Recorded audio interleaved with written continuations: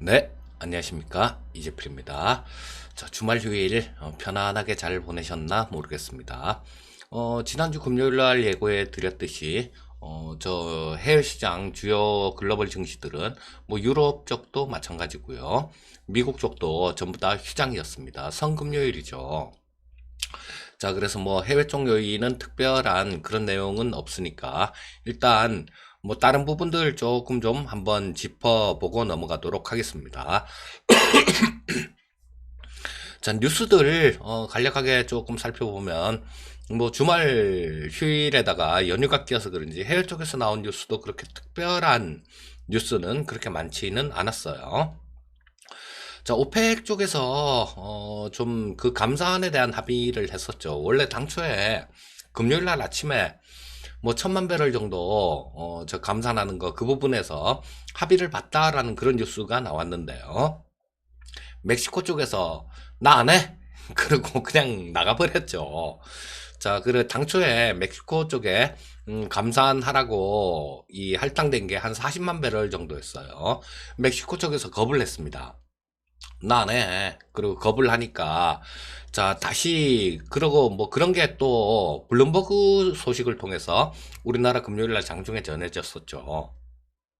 자, 근데 요런 것들이 좀 그 삐그덕거리는 그런 모습이 나왔습니다. 조금 삐그덕거리는 그런 모습이 나왔는데 자, 요거 합의를 봤다라는 그런 뉴스가 오늘 새벽에 전해졌어요. 오늘 새벽 한 3시 정도에 마찬가지 로이터를 통해서 전해진 뉴스입니다. 5월달, 6월달, 그러니까 970만 배럴, 그러니까 멕시코가 나 안 해. 그러니까 알았어. 니들은 그냥 원래 멕시코가 주장한 게 나 10만 배럴만 감산할래 그런 거였었는데 이쪽에서 오펙 플러스 회의에서 알았어 멕시코 니네 이씨 그냥 40만 배럴 하지 말고 니네 그냥 10만 배럴만 해.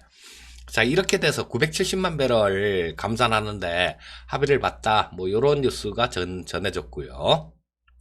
또 뭐 감사한 관련해 갖고 푸틴은 그런 얘기도 했어요. 뭐 시장에 상당히 좀 도움이 될 것이다. 뭐 이런 얘기를 했는데 일단 뭐 시장의 기대치는 뭐 2천만 배럴 기대를 하고 뭐 그랬던 부분들도 좀 있으니까 이 뭐 그 효과는 얼마나 크게 나타날지 그거는 약간 지켜봐야 될 것 같습니다. 자, 그런 뉴스가 있었고 미국이 코로나19 환자가 사망자가 2만 명을 돌파했죠. 뭐 이것도 세계 1위로 등극했습니다. 그리고 미국은 역사상 처음으로 미국 전주 50개 전주를 재난 지역으로 지정을 했고요.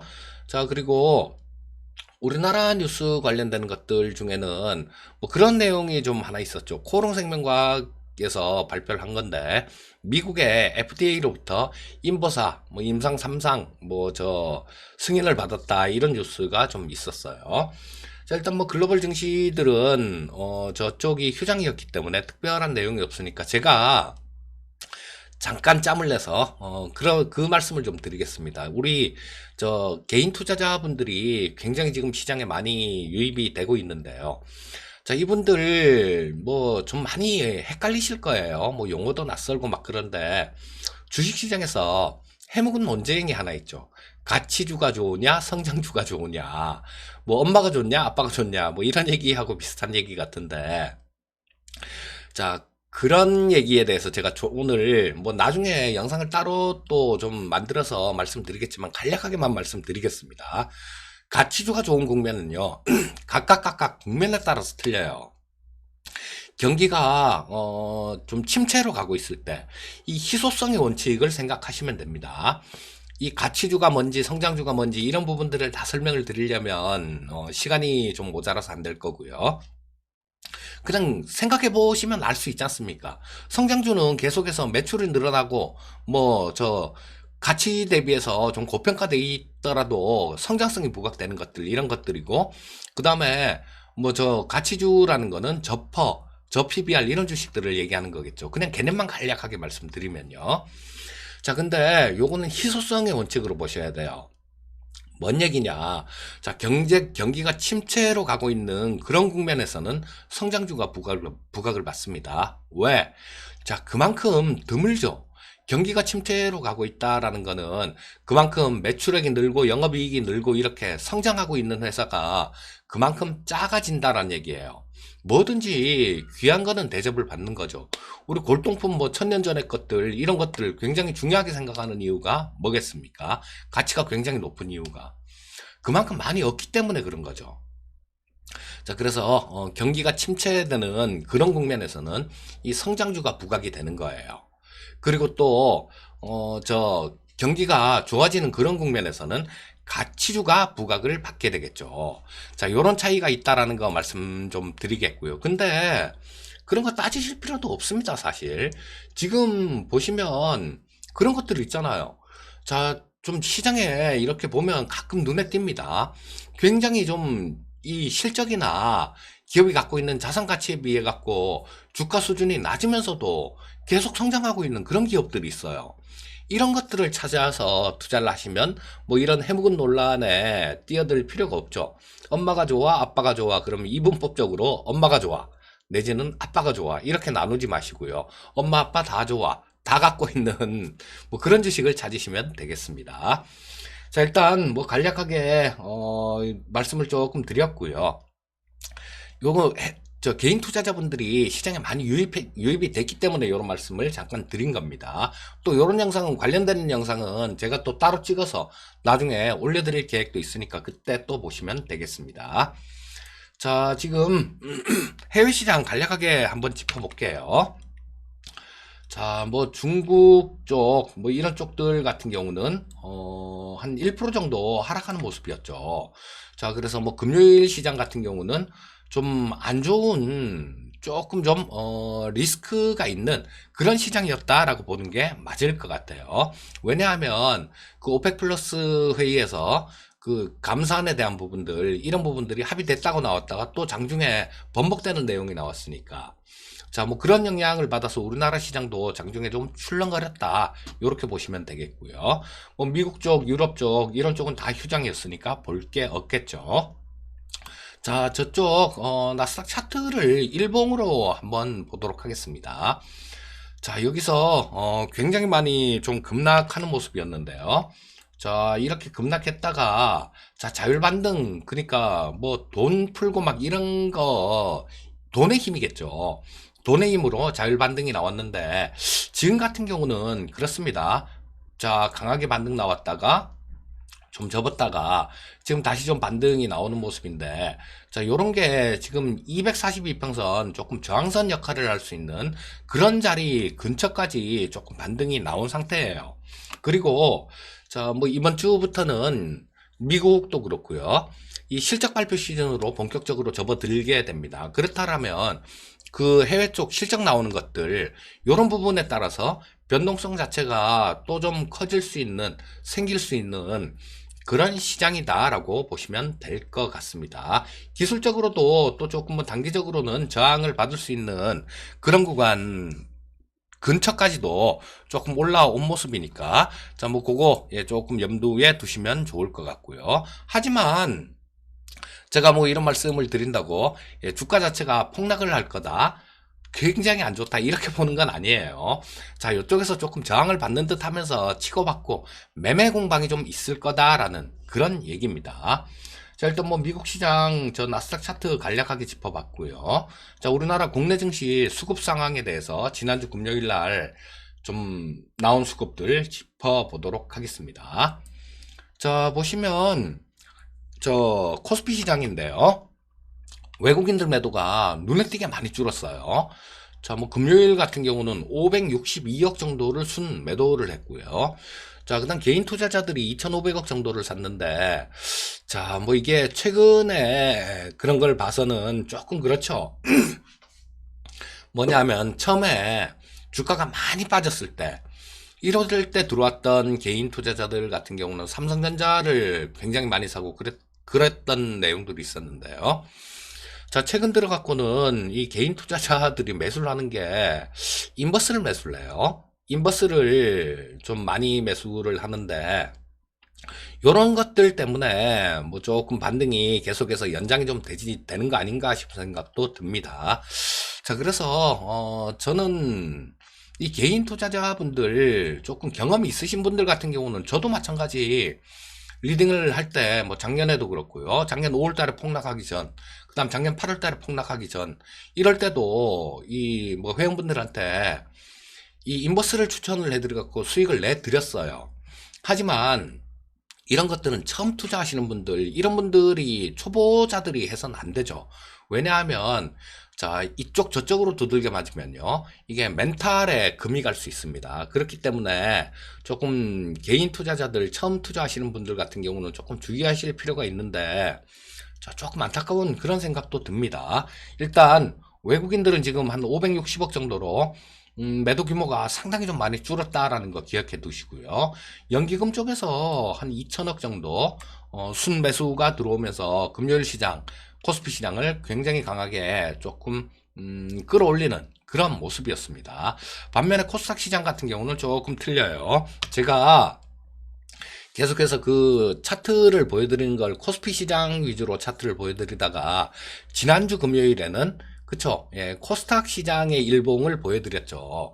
코스닥 시장의 일봉을 보여드리면서 뭐 불순동 13양년 뭐 이런 식으로 말씀드리면서 그 일목산인의 얘기를, 일목균형표만 만든 사람입니다. 일목산인의 얘기도 좀 드렸었는데요. 자, 양의 극이었죠. 예, 양의 극에 가까이 온 그런 시기였기 때문에 이럴 때는 음의 기운이 생길 수 있습니다라는 말씀을 드렸었는데, 자, 순식간에 지난주 금요일 같은 경우는 뭐 한 3주 정도 전에 그 공포를 살아나게 만드는 그 정도의 움직임도 잠깐 나왔었죠. 11시 정도에. 자, 결국은 수급이었어요.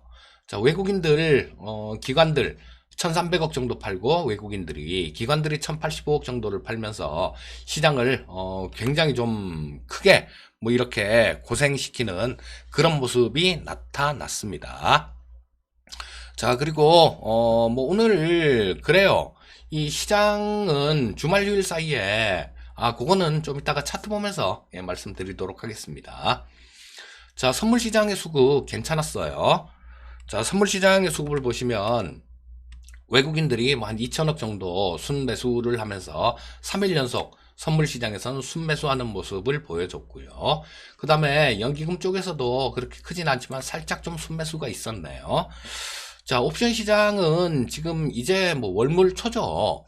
지난주 목요일이 옵션 만기였으니까 금요일부터 지금 5월물 옵션에 대해서는 거래가 되기 시작했는데요. 자, 지금 뭐 요거 하루 거래한 것 같고 방향성을 잡는다라는 거, 이거는 어불성설이죠. 하지만 지금 이들이 포지션을 어떻게 만들어 가는지 그런 부분들은 좀 눈여겨볼 필요가 있습니다. 자, 옵션 시장 보게 되면 외국인들하고 금융투자 쪽이요. 콜옵션 쪽에서는 둘 다 매수 포지션을 취했습니다. 외국인들이 콜옵션을 한 94억 정도 순매수했고요. 금융투자가 콜옵션을 38억 정도 순매수했습니다. 콜매수는 올라가야 먹는 거고, 콜매도는 옆으로 기거나 빠져야지 먹는 겁니다. 요거를 좀 그냥 콜, 풋 요거만 생각하시는 분들, 헷갈리시는 분들이 계시는데요. 콜 매수가 있고 콜 매도가 있죠. 풋 매수가 있고 풋 매도가 있습니다. 요거 뭐 자세한 거는 지금 이 시간에 설명드릴 수가 없는, 길기 때문에 그런 거고요. 어쨌든 콜옵션 쪽에서는 외국인들 94억 정도 순매수, 금융투자가 38억 정도 순매수했다라는 거. 자, 그리고 풋옵션 쪽도 외국인들은 순매수를 하고 있죠.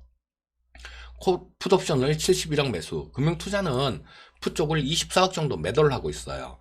자, 금요일 하루 포지션이지만 결론은 뭐냐 하면, 자, 외국인들은 콜옵션도 사고 풋옵션도 사죠. 자, 이들이 노리는 전략은 변동성이 또 커졌을 경우에, 변동성이 커지게 되면 예를 들어 한쪽만 더블 이상 나게 되면요, 뭐 옵션 시장에서는 10배, 100배 이렇게 움직이는 경우도 있으니까요.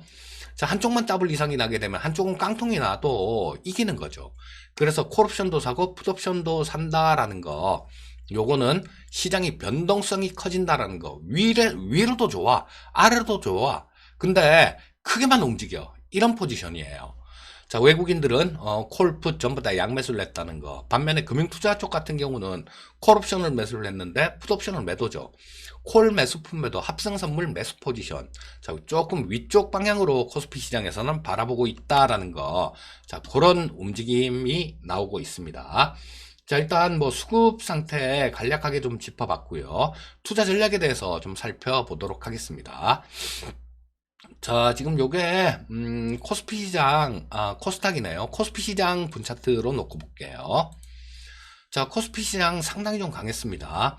뭐 장 시작해서 자, 조금 뭐 저 보합권 근처 그쯤에서 시작해서 시작하면서부터 상당히 좀 크게 좀 올렸다가 장중에 한번 출렁하는 모습이었고요. 그랬다가 재차 연기금의 힘이었죠. 외국인들의 선물 매수 그리고 연기금의 현물 매수. 자, 요런 두 에너지가 합쳐지면서 시장을 상당히 강하게 이렇게 견인하는 그런 모습으로 마감된 하루였고요. 자, 일봉은 코스닥 시장을 금요일하고 마찬가지 코스닥 시장 일봉을 보면서 좀 말씀드리도록 하겠습니다. 자, 요거 금요일 날 장 보고 계셨던 분들 같은 경우는 가슴이 철렁하신 차셨던 분들도 아마 계실 것 같아요. 왜냐하면 금요일 11시 정도부터 시작해서 정말 강하게 그냥 지수가 뚝뚝뚝뚝뚝 이렇게 떨어지는 모습이 나왔죠. 마치 뭐 3주 전에 폭락을 했을 때 그때의 공포를 야 니네 얼마 전에 시장 폭락했을 때 그때 무서움 다 까먹었지 라고 좀 각인을 다시 한번 각인을 시켜주듯이 굉장히 좀 급하게 빠졌던 적이 있어요. 빠졌었어요. 자, 요런 것들은 잘 눈여겨볼 필요가 있는 그런 움직임이죠. 뭐냐 하면요. 자, 시장은 지금 여기서부터 엄청나게 강한 반등이 나왔죠. 자, 보시게 되면 뭐 코스닥 시장 같은 경우는 뭐 지난주에는 제가 이 캔들 개수를 세면서 금요일 날은 좀 말씀드렸습니다만 그거 한번 해드렸으니까요. 자, 지금 이 움직임은 그렇게 해석을 해야 될 것 같습니다. 야, 엄청나게 많이 올라왔잖아. 시장이 뭐 끝없이 올라가는 게 시장이냐? 그런 얘기를 해주는 것 같아요. 제가 금요일 그런 말씀을 드렸죠. 우리 시장의 에너지를 조금 이렇게 해외 시장, 미국 시장이나 뭐 이런 것들이 없기 때문에 우리 시장의 에너지를 좀 측정할 수 있는 그런 좋은 기회입니다라는 그런 말씀을 드렸는데요. 자, 그 얘기를 이런 움직임이 나오는지 조금 장중에 한번 보십사 하는 그런 생각에서 말씀드린 거예요. 자, 결론부터 말씀드리면 조금 위에서는 상당히 좀 급한 매물들, 빨리 팔고자 하는 매물들, 이런 것들도 출회되는 걸 금요일 날 눈으로 확인을 시켜줬다라는 겁니다. 자, 그래서 뭐 가장 잘한 투자자들 같은 경우는 금요일 날 장 이렇게 흔들리기 전에 어느 정도 차익 실현해 놓고 뭐 그렇게 한 투자자들이 가장 현명하게 시장을 대응한 투자자들이겠죠. 하지만 아마 대부분의 개인 투자자분들이 그런 걸 못 하실 겁니다. 자, 주식을 100% 뭔가 뭐 인버스를 사도 주식의 계좌에는 현금 있는 꼴을 잘 못 보니까요. 자, 그런데 이거 굉장히 잘못된 투자입니다. 자, 중요할 때 한번 맥점을 잡아내면 되는 거예요, 시장은. 그리고 그 맥점에서 어떤 특별한 변화가 있기 전까지는 그런 기조를 유지한다라고 큰 틀에서 시장 보시면 되는데요. 매일 하루하루 오늘이 변곡점이 아닐까? 내일이 변곡점이 아닐까? 이런 생각을 하시는 거, 뭐 그렇게 생각해 봤자 맞추지도 못합니다.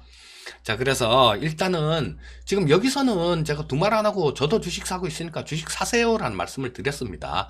아침에 이 시황 방송을 통해서 그냥 무료로 엄청나게 큰 걸 드린 거죠. 자, 그날 그런 얘기 한 사람 대한민국에 한 사람도 없습니다. 그리고 또 아마 전 세계에서도 한 명도 없었을 거예요. 자, 근데 뭐 그런 말씀을 드렸는데 이 기조가 지금까지 이어온 겁니다. 그런데 지난주 금요일 정도서부터 시작해 갖고 약간 반대의 기운도 생기고 있다라는 거, 요런 부분들을 말씀드리고 싶은 겁니다. 그러면 시장이 전해처럼 그렇게 폭락을 할 것이냐? 그렇게는 또 보진 않아요. 자, 22평선 자체가 위쪽으로 돌고 있죠. 62평선 자체는 찍어 누르고 있습니다. 그렇다면 시장은 이쪽에서 어느 정도 저항을 받으면서 왔다 갔다 하는 모습이 나오겠죠. 그리고 올라오고 있는 21, 2평선 이쪽에 지지력을 좀 테스트하는 그런 구간이 나올 거고요. 또 지지력 테스트가 확인이 된다라면 시장은 이번 고점을 뚫고 올라갈 가능성, 뭐 그럴 가능성을 좀 높게 봐야 될 거고, 만약에 이걸 붕괴를 시키는 모습이 나온다라면 그렇죠. 그때는 정말 조심해야 될 때는 그럴 때예요. 자, 지금 같은 경우는 일단 뭐 짧은 매매 조금 수익들 많이 나신 분들 조금 차익 실현 일단 좀 하시고요. 그 다음엔 짧은 매매로 대응하시면 되겠습니다. 자, 오늘도 수급 상황 잘 좀 체크해 보시고요. 항상 성공 투자 하시기 바라겠습니다. 오늘 방송은 여기까지 하겠습니다. 감사합니다.